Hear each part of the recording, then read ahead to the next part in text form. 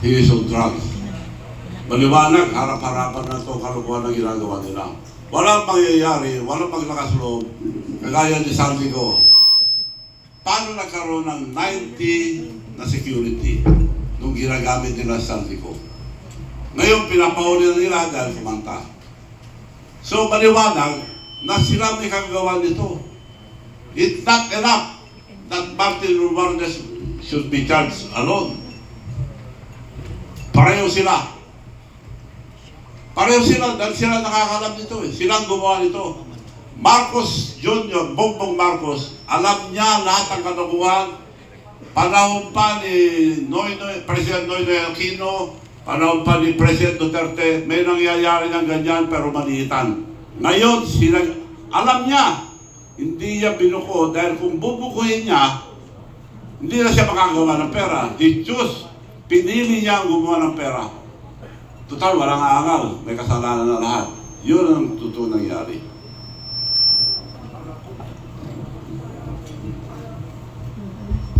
Follow-up question, sir. When do you plan to go to Malacanang to debate with the President? And how do you intend to help Divine Providence along?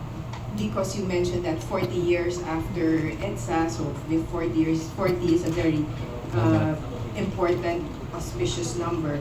How do you help, how do you intend to help Divine Providence along? Apart from the rally, apart from the debate, apart from the letter to General Bronner, what else do you want? What else are you willing to do? Kung anong rason nila na bakit nandiyan pa sila, yun, magdadebate kami doon. Anong rason nila? Dahil ako, nasabi ko na lahat. Divine Providence, dahil na inantay ko itong 40th year, very symbolic ang number 40 in the Bible. Maski sa Islam, mayroon din number 40. So, yun, nasisiguro ko, I'm dead sure that matatagal. Hindi pwede ipagpatuloy itong ganyan gobyerno. Niluloko na tayo. Hindi pwede, mga kababayan, huwag tayo pumayag na ipagpatuloy ito. Tuloy-tuloy na pagnanakaw nila hanggang maubos ang pera. Kinuha na lahat. Pera taong bayan, yung PhilHealth, PDIC, kinuha. Wala na. Hindi na mapatakbo itong gobyerno ito. Sinasagad nila. Tapos tatakbo na lang. Okay, one last question. Sir? When are you going to Malacanang? Asap, sinasabi ko na ngayon, kung bukas ang sinabi nila, pupunta ako sa Malacanang if they accept my challenge. And yung one time, big time, the soonest possible, one time, big time rally, ASAP din. The soonest possible time, but I have to talk to all the religious organizations, lahat ng ayaw ng grabe corruption, lahat ng Pilipino, kaliwa o kanan, masisino. Basta sama-sama po tayo lahat para mahito na itong garapalan na pagnanakaw ng kaban ng bayan. Next question. Yeah, Christian Manesa po, Malaya Business Insight. Mr. Chavez, I'm just going to ask about, in 2022, you made a statement in ABS-CBN regarding that all Marcos assets are not ill-gotten wealth. Why now parang different na yung sinasabi niyo po regarding sa Marcos has been being corrupt since his father time. Ano po yung sabi natin, explanation po natin doon? Gusto niya lampasan tatay niya eh. Nasa Guinness Book of Record ang tatay nila. So, I think he's destined. That's why I believe in God, I believe in miracle, and I believe in destiny. He is destined to the throne of his father in the Guinness Book of Record. Okay. Another question po, regarding po dun sa yung being fighting against the government. Sir, medyo may history tayo sa politics na parang medyo worried ang public. Pero how can you convince everyone that you're more credible as a person than those who are sitting in the administration or whatever na inakusan natin po. Ano ibig sabihin? Yung ano po, sir, you mean, what you're accusing is, syempre, is very big. Ang ano namin is yung, sinasabi, syempre, automatic they will try to debunk or discredit what you're saying. What are you going to present na as a person na mas credible yung sinasabi nyo kaysa sa mga ipapalabas kayo ng, syempre magka-counterattack yung mga inakusan nyo, particularly. More credible yung sinasabi ko kay sila? Opo, sir. Eh, ang liwanag na nakawan. Naka-record. Naka-record lahat ang nakawan. Anong mapapala ko dyan? Kunin nyo na yung Wala akong mapapala. I stand to lose everything. Pero ginagawa ko ito para sa ating kababayan. I want justice. Manong, naimbag nga ang daw Manong, si MJ po sa SME News. Yun!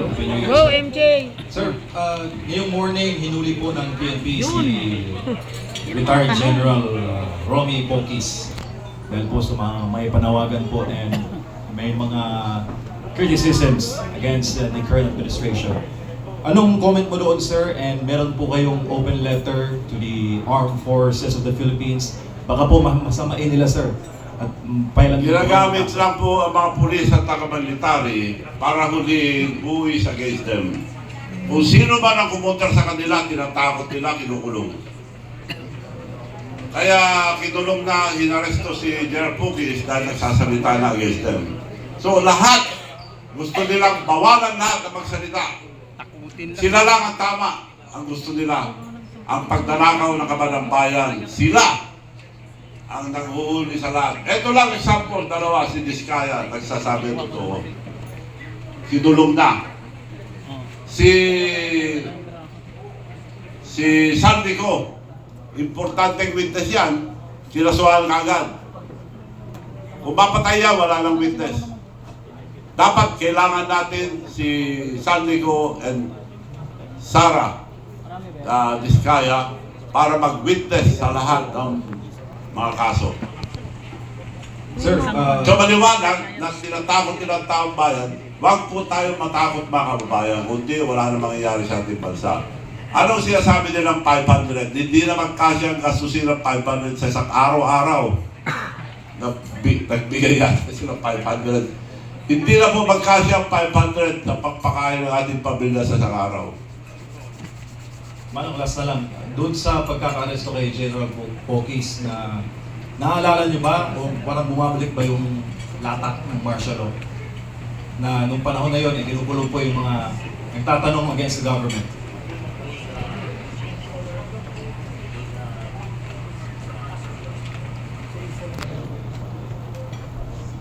Ganun nga, kinukulong nila lahat, yung mga umangal.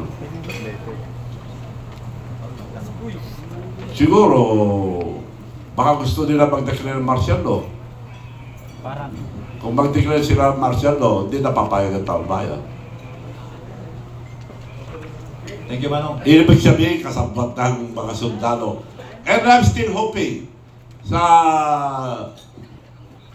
one-time, big-time rally, I'm still hoping mga uniform men sasama yung mga iba. Maski malilit. Kaya yung mga pulis na utosan, nahaharang sa mga pupunta sa Malacanang, huwag niyo pong harangin dahil ninakaw na ang kontribusyon nyo. Yung mga PhilHealth, ninakaw na para may nakawin lang. Tinanggal, for the first time ever in the history of the Philippines, PhilHealth, zero. Ninakaw, kinuha para sinamang ninakaw. Left and right ang pamimigay nila ng pera. Ang liwanag na yun, harap-harapan, bastusan na. Hindi naman tayo papayag na Pilipino, gano'n na lang gagawin sa atin. Mga kababayan, lalaban po tayo. And I'm sure, kagaya sinabi ko, hindi tayo paubayan ng ating Panginoon dahil nasa ating katotohanan. Thank you, Manong. Isa lang po.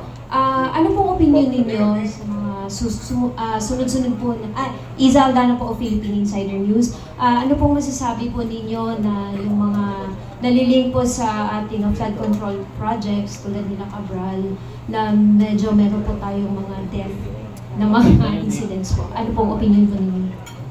Kailangan maimbestigahan yan. I don't believe na nagpakamatay yun. Unang-una, takot sa height yun. May tumawag sa kanya na pupunta ron. At nagbalik-balik doon na may tumatawag na punta ka ron, punta ka ron. Palagay ko tinulak. Dahil siya magsasabi, yung mga, ang balita ko, siya nakakalam lahat yung mga kalukuhan. Hindi nila magagawa yan kung walang blessing ang Malacanang. Hindi magagawa ang public or sa highways lahat yan kung walang blessing ang Malacanang. Maliwanag yan. Okay. Next. Good morning. Val Gonzales po, DZRH. Yung inisa-isa ho ninyo kaninang flood and infra projects na nakita ninyo dun lang sa Ilocos Norte.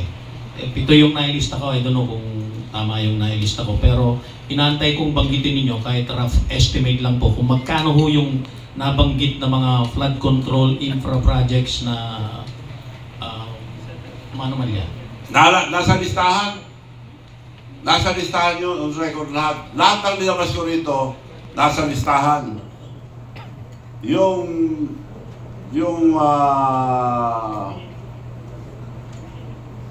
mga record, nandyan lahat ang mga record. It's all recorded. Hindi ako maglalabas dito na hindi naka-record. Opo, sige, kunin po namin. Public, nasa public na yan. Kunin po namin mamaya yung Yes, estimate kung ilang projects at kung magkano yung projects. Then, ang last... At saka time and date ang pagkatapos. Nandyan lahat. So yan ang ebidensya na kalukuhan ng mga projects sa Ilocos Norte.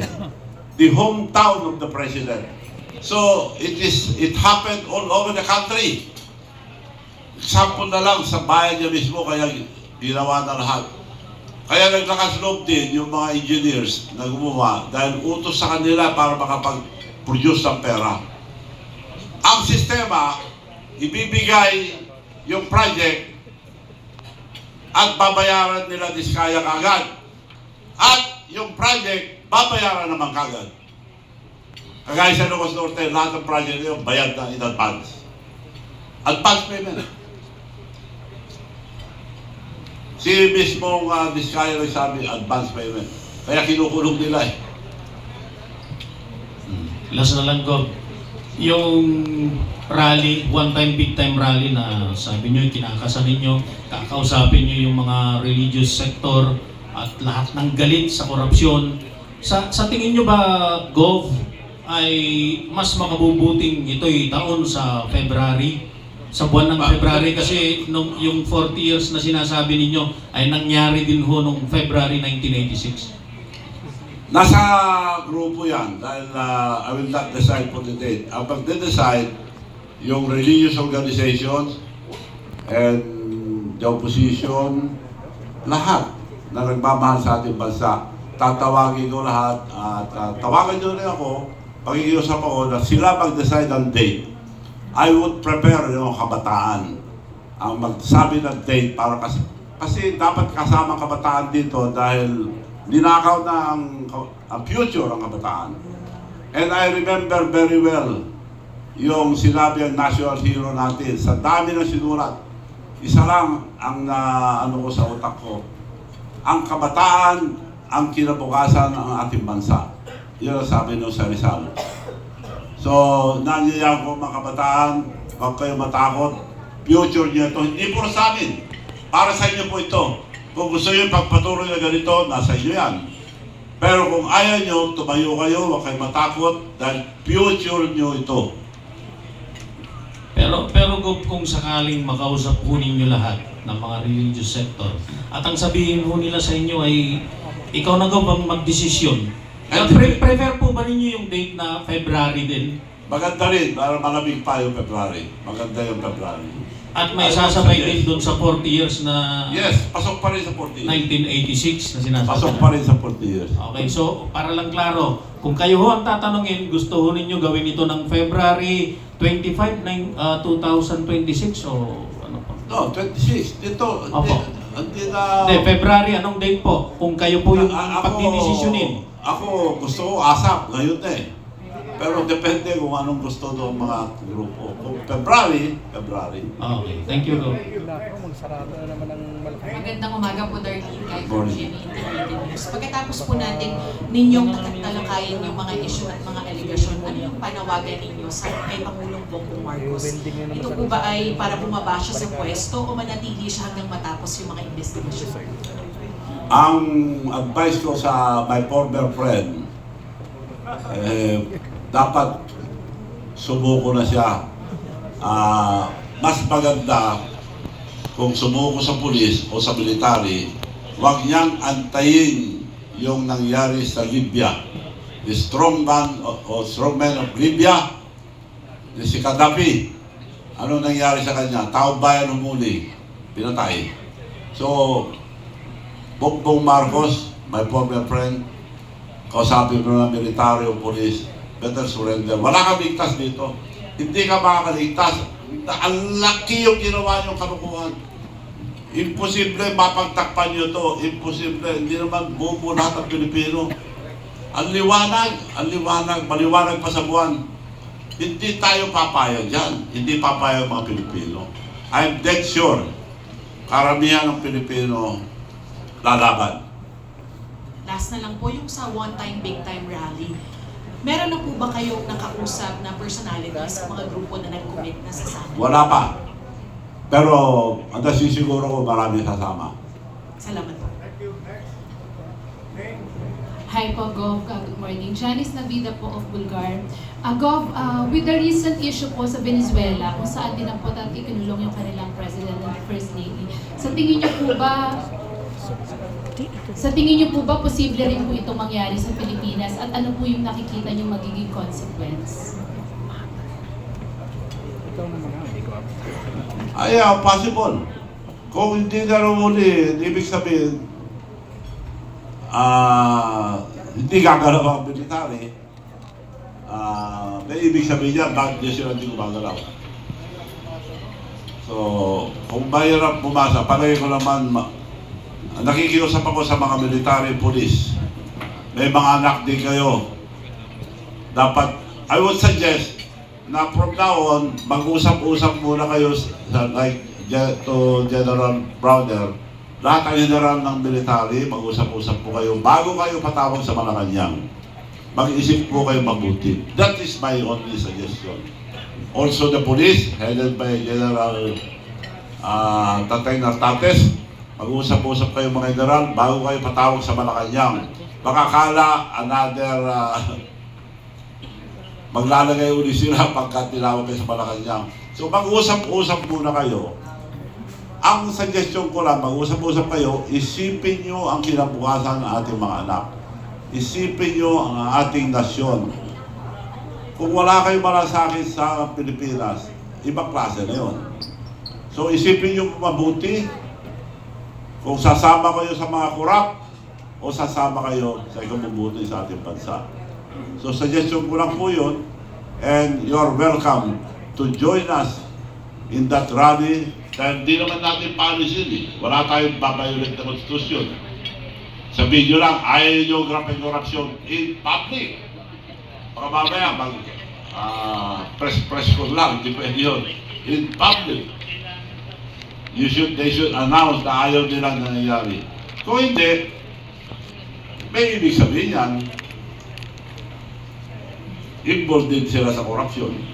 And another question po, any reaction po dun sa binitiwang statement recently ni Remulla na even the justices and judges are corrupt?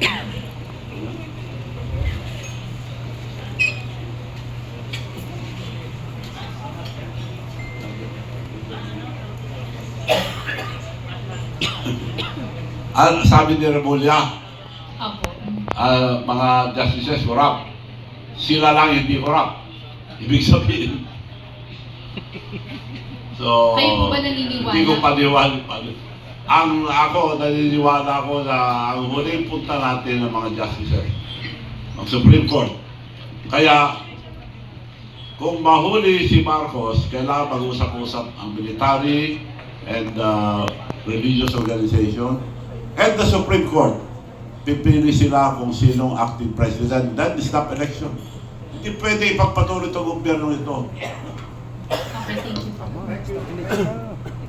Gandang paghali po. I'm Celerina Monte from NHK Japan TV. Sir, are you not concerned that you will be arrested because of possible inciting to sedition because of what you have mentioned here? Ako nga, we are not violating anything. Hindi ko sinasabing patanggal si Marcos eh. Just stand up against graft and corruption. That's not inciting. Basta na. Kung gusto nila ako kulong nyo na ako. I don't mind. By the way, for the information of everybody, they tried to file a plunder case against me. Hindi mo totoo yun. Kung totoo yun, magpapakulong ako. Hindi na kailangan ng trial. So maliwanag yun na panakot sa akin, walang plunder. Pinay lang plunder para lang masabi lang. Ganun sila eh.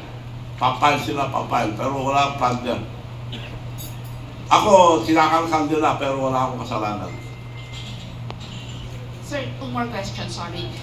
You just mentioned about the possible snap election just in case Marcos will be ousted. So that means it should not be through the succession, like Vice President Sara Duterte would be the next president, but there should be a snap election. Yes, I'm not for anybody. Ako, neutral ako. So, it will be up to ang pinagkakatiwalaan ko lang Supreme Court Justices. So, kung ano ba decide nila, and the religious group, mag-usap-usap kung anong klaseng gobyerno ang itatayo natin. Mas maganda kung sila. Sorry, last question. When you were reading the letter, open letter for General Bronner, you have mentioned the West Philippine Sea. With due respect, I'm wondering because some people might think that China could be behind this, or somehow China, there's these foreign forces who are behind these actions right now. So, can you say anything about it? Si President Marcos ang nagsabi sa military, yun ang gamitin rason. Rason lang nila yun, distraction. Distraction yun. China has the right. Claim din ng Vietnam yun, marami nasyon nag-claim yun. Bakit tinututok doon? Dahil distraction lang yun. Distraction lang yun China. Utos ni Marcos yan na sabihin sa military na yun ang focus tayo doon. Huwag na yung flood control, focus tayo sa China. It's just a distraction. So, sir, you can categorically say that China is not behind this move? No. No. Thank you. Wala akong nakausap sa China.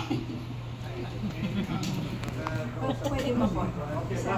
One clarification lang. When you mentioned, sir, that you want General Bronner to make a public declaration of his denouncing graft and corruption. You say you don't want it in a press conference. What public setting are you thinking of, or what public setting is the desirable setting? Does it have to be, part of the rally that you are calling? Is it something like what General Angie Reyes did for Estrada? No. Iba naman yun, nag-withdraw support. Ang hinihingi ko lang sa kanila, i-denounce nila ang graft and corruption. We are not for graft and corruption. In public. Yun lang. Hindi nyo naman, Tao na magdidesisyon later on. hindi nyo naman po hinihingi na mag-defect sina General Bronner. Well, kung gusto nila, pero hindi ako nagsasabi yan. Ikaw.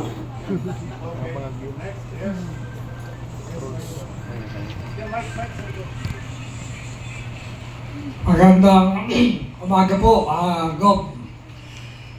So nakikita po natin ngayon sa mga panahon ito na balita na ho ang maraming issue. Una, yung may nagsalita tungkol sa pagdodroga ng isang leader at mismo kapatid ay pinatutuhanan. At ang dami na pong balita, kamukha ng mga binanggit ko kanina. Pero hanggang ngayon, wala tayong naririnig na komento mula sa Chief of Staff ng Armed Forces of the Philippines. Ganon din sa ating mga kapulisan, yung mga namumuno. Alam po natin na tuwing Lunes sa gobyerno, sa mga opisina ng gobyerno, inaawit natin yung pambansang yung lupang hinirang na binabanggit po doon sa lyrics yung mamatay ng dahil sa'yo. Pero kapansin-pansin po ito mga namumuno natin ngayon na wala silang kibo. Para wala po tayong maisip na dahilan kundi talagang ito mga ito ay natatapalan talaga ng pera na bibili. Yun po ang aking hinala, opinion. Ngayon, doon sa panawagan po ninyo na magkaroon ng one big time rally, ako po ay isang ayon doon, pero may dudo po ako na walang gagawin yung mga ibang hindi sila kikilos. Dahil nga, nakikita natin yung pananahimik nila. Kapansin-pansin mo yan. Kapansin-pansin na merong namumuno na pinagbibintangan na drug addict pero walang kumikibo. Ngayon, ito po ang tanong, Gov. Kung sakasakali po na magkaroon ng one-time, big-time rally at wala pa rin nangyari, ano po ba sa tingin ninyo ang maganda natin gawin para po matapos na itong mga kawalangyaan ito? Salamat po. I'm very dead sure na may mangyayari po. Hindi tayo pabayaan ng ating Panginoon. Nasa katotohanan tayo. Hindi tayo nabubula. Kaya kung hindi gagalaw ang mga military o polis, ibig sabihin gusto nila ang korupsyon. Totoo yung sinasabi nila na pinapatawag sila madalas. Polis, pati ground commander, tinatawag at nagbibigay daw ng funding. Bakit nagbibigay ng funding? Para pagtakpan. Ngayon, mas kinabigyan po kayo, wag po kayong matakot lumabas. Kasama pa rin po namin kayo dahil ito kinabukasan ng mga kabataan. Not for ourselves, but the future of our children.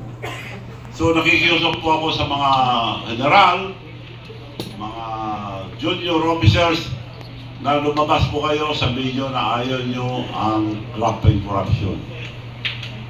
Para sa ating mga anak. Dahil sa ngayon, yung pagpapatuloy nila, hindi na pwede pagpatuloy dahil baon na tayo sa utang. 70 trillion, 2 trillion yearly ang debt payment. Ang foreign investment hindi na kayang balansin ang ekonomiya natin. Kung gusto man nila pagtakpan, hindi na andar itong gobyerno ito.